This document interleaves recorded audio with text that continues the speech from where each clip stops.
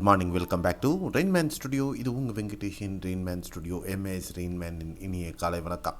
இன்றைய வானிலை நிகழ்வு 9 ஜனவரி 2024 பார்க்குறதுக்கு முன்னாடி இந்த சேனலை நீங்கள் சப்ஸ்கிரைப் பண்ணலன்னா சப்ஸ்கிரைப் பண்ணிவிட்டு ஆல் நோட்டிஃபிகேஷன் எனேபிள் பண்ணிக்கோங்க. நிகழ்நேர அப்டேட்டுகள் நவ்காஸ்டில் தொடர்ந்து உங்களுக்கு கிடைக்கணுன்னா நம்முடைய வாட்ஸ்அப் சேனல் மற்றும் நம்முடைய ஃபேஸ்புக், ட்விட்டர் வலைத்தளங்களினுடைய லிங்க்கு கீழே டிஸ்கிரிப்ஷன் பாக்ஸில் இருக்குது. அதை கிளிக் பண்ணி நீங்கள் நம்மளை ஃபாலோ பண்ணலாம். மறக்காமல் நம்ம டிஸ்கிரிப்ஷனில் இருக்க லிங்க்கை ஃபாலோ பண்ணுங்கள். அப்போ தான் உங்களுக்கு நிறைய அப்டேட்ஸ் நிகழ்நேரத்துக்கு கிடைக்கும்.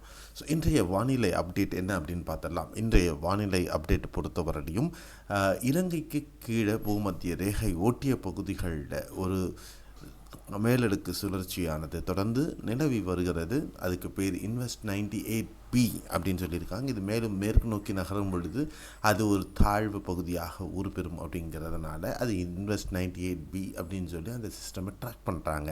அரபிக்கடல், மத்திய அரபிக்கடல் பகுதிகளில் நிலவக்கூடிய ஒரு மேலடுக்கு சுழற்சியும் தொடர்ந்து நீடிக்கிறது. அதே நேரத்தில் மத்திய இந்திய பகுதிகளில் ஒரு உயரழுத்தம் காணப்படுகிறது.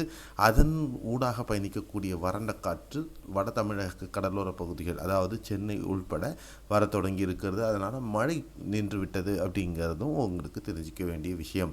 அதே நேரத்தில் இன்று இரவு பெரும்பாலான டெல்டா மாவட்டங்களை நோக்கி இந்த வறண்ட காற்றானது செலுத்தக்கூடும்.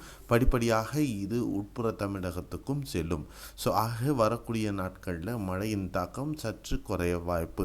தற்சமயம் கிழக்கு திசை காற்று கீழடுக்கில் தென் தமிழகம், டெல்டாவின் கடைக்கோடி பகுதிகள், நாகை மாவட்டம் ஊடாக பயணிக்கிறது.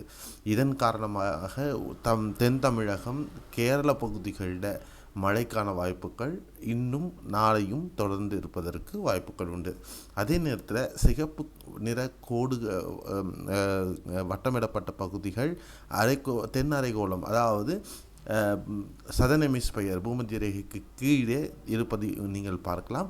அதுக்கு பேர் ஐடிசிஇசட் ஜோன், அதாவது இன்ட்ராட்ராபிக்கல் கன்வர்ஜென்ஸ் ஜோன், அதாவது வெப்பமண்டல பகுதியானது இன்னும் சற்று கீழே சென்று இருக்கிறது அப்படிங்கிறது நம்ம தெரிஞ்சுக்கலாம். வரக்கூடிய நாட்கள் வடகிழக்கு பருவமழை விலக்கிக் கொள்ள சாத்தியமான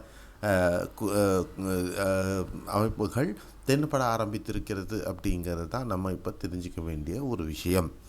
அடுத்த 24 மணி நேரத்திற்கு மழை வாய்ப்புள்ள பகுதிகள் பற்றின அப்டேட்.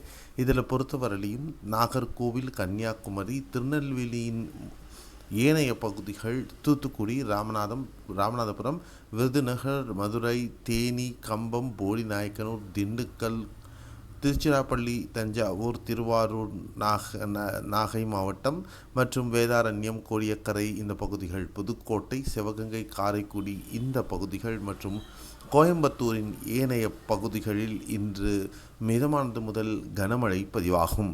குறிப்பாக உங்கள் ரைட் ஹேண்ட் சைடில் எந்த அளவுக்கு மழை இருக்கும் அப்படிங்கிற ஒரு தோராயமான மதிப்பு கொடுக்கப்பட்டிருக்கிறது. கிட்டத்தட்ட இந்த பகுதிகளில் 2 முதல் 7 சென்டிமீட்டர் மழை வரலிமான வாய்ப்புகள் இருக்கும். அதே நேரத்தில் திருநெல்வேலி நகர பகுதிகள், பாளையங்கோட்டை, தென்காசி, ஆலங்குளம், குற்றாலம் இந்த பகுதிகள் மற்றும் விருதுநகரின் மேற்கு தொடர்ச்சி மலை ஒட்டிய ராஜபாளையம் இந்த மாதிரியான பகுதிகள், இந்த பக்கம் செங்கோட்டை, மாஞ்சோலை இந்த பகுதிகள் எல்லாம் இன்று கனமுதல் மிக கனமழை பதிவாகவும் வாய்ப்புகள் இருக்கும் என்று எதிர்பார்க்கப்படுகிறது. அதே நேரத்தில் தூத்துக்குடி மாவட்டத்திலையும் பரவலாக இன்று கனமழைக்கான சாத்தியக்கூறுகள் இருக்கும். இருப்பினும் ஒரு குறைந்தபட்சமாக நம்ம ஒரு 7 சென்டிமீட்டர் வரையிலும் வரலாம் அப்படிங்கிற எதிர்பார்ப்பு இருக்கிறது. சற்று கூடவும் வாய்ப்புகள் இருக்கும். இதை பற்றின அப்டேட் தொடர்ந்து நம்ம வாட்ஸ்அப் சேனலில் கொடுக்கப்படும். அதே நேரத்தில் வால்பாறை இந்த பகுதியும் நீலகிரி மாவட்டத்திலையும் இன்று மிதமான மழை, சில பகுதிகளில் கனமழைக்கான சாத்தியக்கூறுகள் இருக்கும். கேரளா பொறுத்தவரையும் இன்றும் பரவலாக பல பகுதிகளில் மிதமானது முதல் கனமழை இருக்கும். குறிப்பாக பத்தனம்திட்டா, அல்லப்பி மற்றும் கொல்லம் மாவட்டத்தின் பல்வேறு பகுதிகளில் கனமழை இருப்பதற்கான சாத்தியக்கூறுகளும் இருக்கின்றன.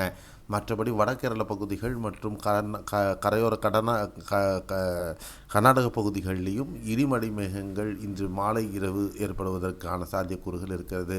சென்னை, திருவள்ளூர், காஞ்சிபுரம், செங்கல்பட்டு, திருவண்ணாமலை, தருமபுரி மாவட்டங்களுக்கு மழைக்கான வாய்ப்புகள் சற்று குறைவு.